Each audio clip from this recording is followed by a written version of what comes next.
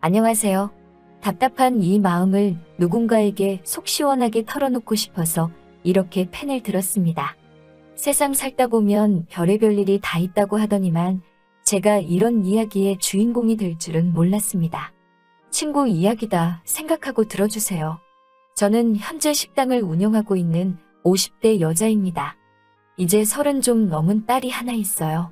제가 마음으로 낳은 딸이지요. 딸은 이 사실을 아직 모르고 숨길 수만 있다면 끝까지 숨기려고 했는데 이제 곧 알려야 할 순간이 온 것 같습니다. 딸의 친엄마는 제가 장언니라고 부르던 사람이에요. 지금은 세상에 없지만 장언니는 저에게 친언니와도 같은 존재였어요. 제 이야기를 조금 더 해야겠네요. 저는 시골의 가난한 집 7남매 중 셋째로 태어났어요. 입 하나 덜기 위해서 어머니는 제 나이 16에 서울 외삼촌 집에 저를 보내셨습니다. 그 집에서 저는 사촌 동생을 돌보고 밥도 짓고 빨래도 하고 식모처럼 살았어요. 하지만 외숙모의 구박에 못 이겨 결국 그 집을 떠났습니다. 외숙모는 저에게 따뜻한 밥 한 그릇 주는 것도 아까워 꼭 밥에다 설익은 감자를 하나씩 섞어주었지요. 다른 가족들이 모두 김나는 하얀 밥을 먹을 때 퍽퍽한 노란 감자를 먹고 있는 그 심정은 겪어보지 않은 이는 모를 것입니다. 아무튼 그렇게 집을 나오기는 했는데 주머니에는 돈도 별로 없고 갈 곳도 마땅치 않았습니다. 결국 외삼촌께 사정하여 고향집으로 돌아갔습니다. 하지만 어머니나 아버지 그 누구 하나 저를 반기지 않더라고요. 결국 저는 다시 서울로 올라왔고 그 이후로 가족들과 연락을 끊고 지내게 되었습니다. 그 이후 저는 서울 가리봉동에서 소위 공순이로서 일을 시작했습니다. 오로지 언젠가 못다한 배움을 끝마치겠다는 생각으로 악착같이 돈을 모으며 꼭두 새벽부터 일어나 늦은 밤까지 파김치가 되도록 일했습니다. 당시 사글세도 저에게는 부담이라서 저는 아주 작은 쪽방에서 다른 여공들과 함께 살았습니다. 그리고 장언니는 그들 중 하나였지요. 당시 장언니는 저보다 6살 정도가 많았고 얼굴이 유난히 하였습니다. 그래서인지 얼굴만 보면 꼭 부잣집 사모님 같았지요. 언니는 고향에 있는 오빠와 남동생 학비를 벌기 위해 서울에 올라왔다고 하더군요. 그리고 언니는 번 돈의 대부분을 고향으로 보내는 것 같았습니다. 장언니는 저를 보면 어린 시절 자기가 떠오른다며 저에게 참 잘해주었습니다. 어쩌다 맛있는 음식이 생기면 꼭 제 몫을 챙겨주었고 한 번은 주경야독하는 저를 위해 어디서 책을 가져다 준 적도 있지요. 제 옷이 낡고 해지면 고쳐주는 것도 언니였습니다. 팍팍한 서울살이에서 언니는 저에게 친엄마보다 더 엄마 같은 존재였지요. 어느덧 시간은 흘러 제 나이가 22이 되었을 무렵 제게도 남자친구가 생겼습니다. 당시 제 유일한 낙 중에 하나는 쉬는 날 명동에 있는 음악다방에 가는 거였지요. 그곳에서 알게 된 DJ에게 저는 푹 빠져 있었습니다. 하지만 제가 어리석었지요. 저는 그 사람에 대해서 제대로 알지도 못하면서 그 사람이 원하는 일이라면 무엇이든 했습니다. 그리고 저는 그 남자의 아이를 갖게 되었지요. 당시 저는 세상 물정에 눈이 어두워 저와 그 사람은 좋아하는 사이니 당연히 결혼할 거라고 믿었습니다. 처음에는 그도 제 임신을 환영하는 듯 했습니다. 저는 작은 쪽방을 벗어나 그와 그의 어머니가 사는 반지하로 들어갔지요. 날이 갈수록 배가 점점 불러와 더 이상 잠자리를 할 수 없게 되자 그는 노골적으로 저를 구박하기 시작했어요. 외박도 서슴지 않더라고요. 그의 어머니 또한 저에게 매일같이 폭언을 퍼부으셨어요. 결혼도 안 한 여자가 임신이라면서 툭하면 남의 애를 뵌 거 아니냐고 하셨지요.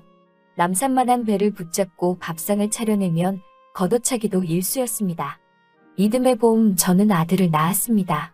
승호라는 이름이었지요. 그와 꼭 닮은 짙은 눈썹에 약간 까무잡잡한 우리 아기는 처음 만난 순간부터 우렁차게 울어대더라고요. 그도 어머님도 정말 기뻐했어요. 하지만 행복은 오래가지 못했습니다. 남편은 어느 순간부터 저에게 폭력을 행사하기 시작했어요. 처음에는 남들 눈에 보이지 않게 팔다리나 몸을 때렸는데 나중에는 얼굴도 서슴지 않더라고요. 한 번은 말 그대로 눈탱이가 밤탱이가 된 적도 있었습니다. 그럼에도 불구하고 제가 꾹 참고 살았던 이유는 아들에게는 정말 잘했거든요. 자기 핏줄에 대한 애착이 강한 사람이었어요. 제가 그렇게 살고 있을 무렵 장언니에게도 애인이 생겼더군요. 전당포를 한다는 그 사람은 인상이 후덕하고 말투가 느긋한 아저씨였어요. 그리고 얼마 지나지 않아 언니 역시 공장을 관둔다고 소식을 전해왔어요. 그러면서 언니가 저희 집 근처로 올 테니 얼굴이나 한번 보자고 하더라고요. 그런데 하필 언니를 만나기 이틀 전 남편이 제 얼굴을 엉망으로 만들어 놓았지요. 부어터진 입술을 하고 언니를 만나자 언니는 눈물을 흘리며 도대체 왜 이렇게 사냐고 울더라고요. 저랑 언니는 빵집에서 서로를 부여잡고 한참을 울었어요. 언니는 절 더 이상 그렇게 둘 수는 없다고 같이 언니 집으로 가자고 하더라고요. 저는 그럼 우리 승호는 어떡하냐고 안 된다고 했지만 그 자식이 애한테는 해코지 안 할 테니까 걱정 말고 언니를 따라오라고 하더라고요. 언니 집에 도착하자 마침 집에 있던 형부는 반갑게 저를 맞아주었어요. 하지만 이내 제 얼굴을 보더니 이게 무슨 꼴이냐고 놀라서 묻더라고요. 언니가 제 사정을 설명하자 형부는 일단 알겠다고 하더라고요. 그리고 이튿날 아침에 일어나니 형부가 아는 동생들이라며 장정 며칠 데리고 왔어요. 그러더니 저희 집으로 가자고 하더라고요. 집에 도착하자 아니나 다를까 그 남자가 저를 보자마자 욕지거리를 하더군요. 형부가 말 조심하라며 기선 제압을 하자 바로 조용해졌지만요. 형부는 그에게 한 번만 더 저를 괴롭히면 다리 몽둥이를 부러뜨릴 거라면서 단단히 겁을 주곤 떠났어요. 하지만 그게 오히려 역풍을 불러올 거라곤 생각도 못했습니다. 형부가 떠난 뒤 그와 어머님은 길길이 날뛰더군요. 저에겐 차마 입에도 못 담을 욕을 하시면서 이렇게 버티지 말고 이 집에서 나가라고요. 혼인신고도 안 되어 있는 판국에 뭘 그렇게 미련이 남아서 이러냐며 제 몇 안 되는 옷가지를 가방에 쑤셔 넣어 현관 밖으로 던져버리더라고요. 그럼 승호도 제게 달라고 했지만 우리 아들 핏줄을 네가 왜 데려가냐며 악을 쓰시대요. 결국 저는 그렇게 맨몸으로 쫓겨났어요. 몇 시간을 걷고 또 걸어 언니가 사는 집에 도착했지요. 나중엔 으은이 당시 임신 중이었던 언니는 형부에게 언니가 임신한 동안만 어쨌든 수발 들어줄 사람이 필요하니까 같이 살자고 몇 번이고 부탁했다고 하더라고요. 그렇게 저는 언니 부부와 함께 살게 되었습니다. 저는 언니의 수발을 들고 집안일을 거들었지요. 형부는 바쁜 사람이었지요. 몇 날 밤을 들어오지 않을 때도 있었고 집에 왔다가 금방 다시 나가는 일도 많았네요. 아무튼 그해 겨울 언니는 딸을 낳았어요. 언니를 닮아 얼굴이 하얗고 동글동글한 아이였습니다. 형부는 아이에게 미진이라는 이름을 지어주었지요. 미진이는 건강했지만 문제는 언니였어요. 원래도 몸이 약했던 언니는 미진이를 낳은 뒤 몇 날 며칠을 고생하다 겨우 자리에서 일어났어요. 지금이야 산후조리다 뭐다 많이 있지만 당시만 해도 그런 것도 없었고 웬일인지 언니의 부모님은 손녀를 보러 오지도 않으시더라고요. 그래도 다행인 건 형부가 언니에게 참 잘했다는 거예요. 비록 여전히 자주 집을 비우기는 했지만 옆에서 보고 있으면 부러울 만큼 형부는 언니도 아이도 예뻐했습니다. 집에 오는 날에는 빈손으로 오는 법이 없었지요. 저에게도 눈치 한번 주지 않고 잘해주셨거든요. 언니가 언젠가 되뇌이던 꿈이 현실이 되어가는 것 같아서 저도 진심으로 기뻤습니다. 하지만 그 행복은 오래가지 못했습니다.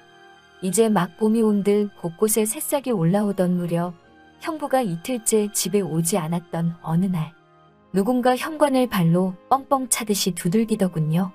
그 소리에 놀란 미진이가 울기 시작했습니다. 제가 누구세요라고 묻자 날카로운 목소리로 어떤 여자가 문을 열라고 소리를 질렀어요. 제가 문을 열으니 그 여자는 신발도 벗지 않고 집 안으로 들어가더라고요. 어떻게 막거나 손 쓸 틈도 없이 그 여자는 언니의 뺨을 후려쳤어요. 언니는 말 한마디 대꾸도 못하고 울고만 있더라고요. 저는 누군데 이러냐며 악을 썼어요. 그러니 그 여자가 저에게 너는 전현 동생이냐면서 저도 때리려고 하더라고요. 그러자 언니가 걔는 우리 집 식모라며 막아서더군요. 그러자 그 여자는 꼴의 식모도 데리고 사냐면서 언니 머리채를 잡고 흔들어대더군요. 그 여자는 당장 내 남편에게서 떨어지라면서 당장이라도 끌어내서 요절을 내고 싶지만 우리 양반이 하도 난리를 쳐서 이 정도로 하고 끝내는 줄 알라고 하더라고요. 언니는 끝까지 제대로 말 한마디 못하더라고요. 나중에서야 알았습니다. 그 사람 좋은 형부는 사실 유부남이었어요. 그리고 그 형부에게는 제법 큰 딸도 있었지요. 정언니는 그 모든 사실을 알면서도 형부와 살림을 차린 거였어요. 제가 왜 그랬냐고 언니에게 울면서 웃자 언니가 가족들에게 돈만 보내면서 사는 자기 인생이 너무 한심하고 슬펐다고 하더라고요. 그런 와중에 형부가 나타나 언니에게 너무 잘해주었대요. 그래서 언니도 자기의 모든 것을 형부에게 주었다고 하더라고요. 그리고 형부가 유부남이라는 걸 알게 되었을 때는 언니는 이미 임신한 상태였고요. 형부는 언니가 아들만 낳으면 바로 이혼하고 언니랑 결혼식을 올리겠다고 했는데 언니가 딸을 낳은 거지요. 폭풍 같은 시간이 지나가고 그 이후로 며칠이 흘렀지만 형부는 집에 오지 않았어요. 당연히 생활비도 주지 않았고요. 생활은 자연스레 공공해지기 시작했습니다. 저는 어쩔 수 없이 다시 공장에 나가기 시작했어요. 그리고 어느 날 집에 돌아왔는데 저는 믿을 수 없는 광경을 보고야 말았습니다. 마치 도둑이라도 든 것처럼 쑥대밭이 되어버린 집 한가운데는 언니가 남긴 편지 한 통이 있었어요. 세상살이가 힘들다며 미진이는 보육원에 맡길 테니 가끔 시간 되면 찾아가 달라는 내용이었지요. 저는 미친 여자처럼 동네를 뒤지며 언니와 미진이의 흔적을 찾았지만 그 어디에서도 발견할 수 없었어요. 저는 마지막 희망을 가지고 언니가 적어놓은 보육원을 찾아갔습니다. 그리고 그곳에서 다행히 미진이를 만날 수 있었어요.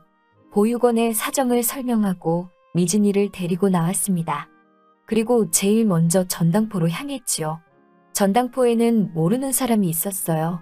얼마 전 주인이 바뀌었다는 말에 혹시 어디로 갔는지 모르시냐 물었지만 어떤 정보도 알아낼 수 없었습니다. 미진이의 얼굴을 물끄러미 바라보니 승호 생각도 나고 눈물만 주룩주룩 나더라고요. 그렇게 미진이는 제 딸이 되었습니다. 미진이를 키우는 동안 우리 승호는 어떻게 크고 있을까라는 생각에 늘 가슴 한켠이 시리고 아팠습니다. 저를 쫓아낸 직후 뒷모습이라도 보려고 찾아갔었지만 이미 그와 그의 어머니는 승호를 데리고 어디론가 이사를 가버렸더군요. 여자 혼자의 몸으로 미진이를 키우는 일은 쉽지 않았습니다. 저는 언젠가 다시 시작할 공부를 위해 16부터 길을 쓰고 모아두었던 돈을 다 털어 작은 식당을 열었습니다. 식당에 딸린 방에서 아이를 먹이고 키우며 하루도 쉬지 않고 장사를 했어요. 처음에는 어린 여자가 하는 식당이라고 이상한 소문도 참 많이 났었지요. 하지만 한 곳에서 초심을 잃지 않고 열심히 하니 결국 주변에서들 알아주더라고요. 요즘에는 분점 내실 생각 없냐면서 전화도 종종 와요. 미진이가 초등학교에 들어가고 얼마 지나지 않았을 무렵 저에게 자기는 왜 아빠가 없냐고 묻더라고요. 그런 미진이에게 저는 거짓말을 할 수밖에 없었지요. 영리한 미진이는 제 거짓말을 눈치라도 챈 듯 그날 이후로 2번 다시 아빠에 대해서 묻지 않더라고요. 그리고 사춘기가 왔을 무렵 자기는 왜 저와 닮은 곳이 하나도 없냐고 묻더라고요. 그런 질문들을 들을 때마다 정언니나 형부에 대한 원망보다는 아이를 납득시킬 만한 대답을 못하는 제 자신이 미웠습니다. 미진이는 중고등학교를 다닐 때는 전교 10등 안에 들 만큼 성적도 좋았어요. 그런 모습을 볼 때마다 대견하고 고맙고 정언니 생각이 많이 났어요. 그리고 우리 승호 생각도 많이 났죠.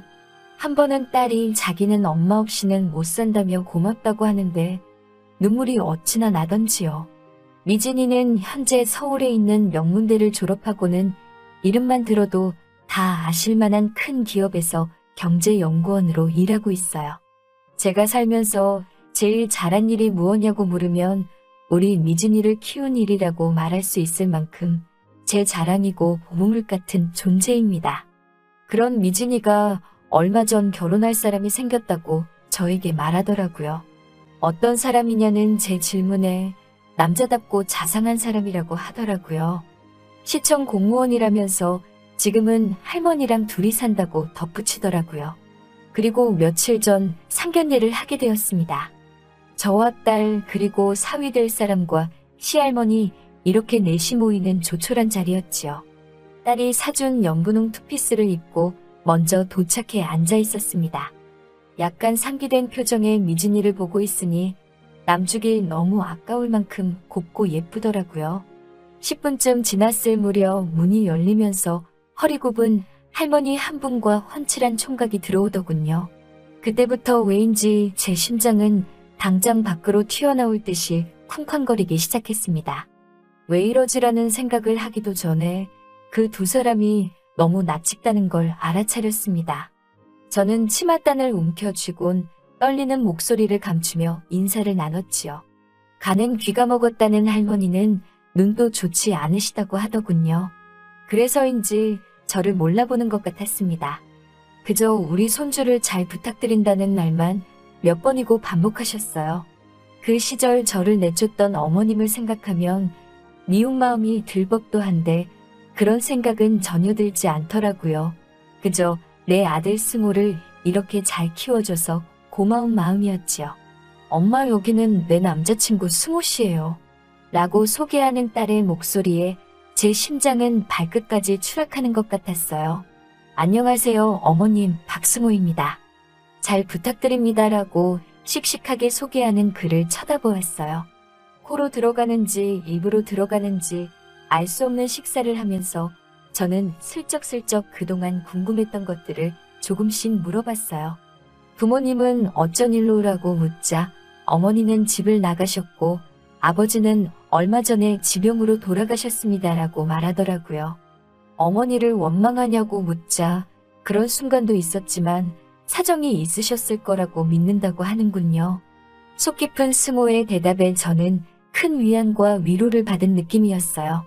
당장 무릎이라도 꿇고 승호에게 난 널 버린 게 아니라고 말해주고 싶었어요.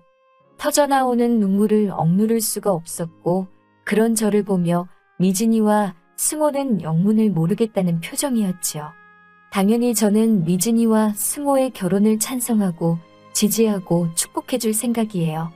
하지만 제 마음속에서 두 가지 생각이 계속해서 부딪히고 있습니다. 승호 앞에 내가 너의 엄마라는 걸 밝혀야 하는지 말아야 하는지 모르겠어요. 밝히게 된다면 자연히 미진이에게도 친엄마에 대해서 말해주어야겠지요. 그렇지만 이 모든 걸 아이들이 감당할 수 있을까요? 괜히 아이들에게 큰 상처만 주는 건 아닌지 모르겠습니다. 그래서 일단은 아이들에게 아무것도 밝히지 않으려고 해요. 하지만 그럼 승호는 영원히 엄마가 어찌됐건 자기를 버렸다고 생각하겠지요. 미진이 또한 영원히 친모인 정언니에 대해선 알지 못할 테고요. 정언니가 저를 원망하지는 않을까요? 생각이 많아지고 머리가 복잡한 밤입니다. 제가 어떻게 처신하는 것이 아이들의 행복에 도움이 될까요? 긴 사연 들어주셔서 감사합니다.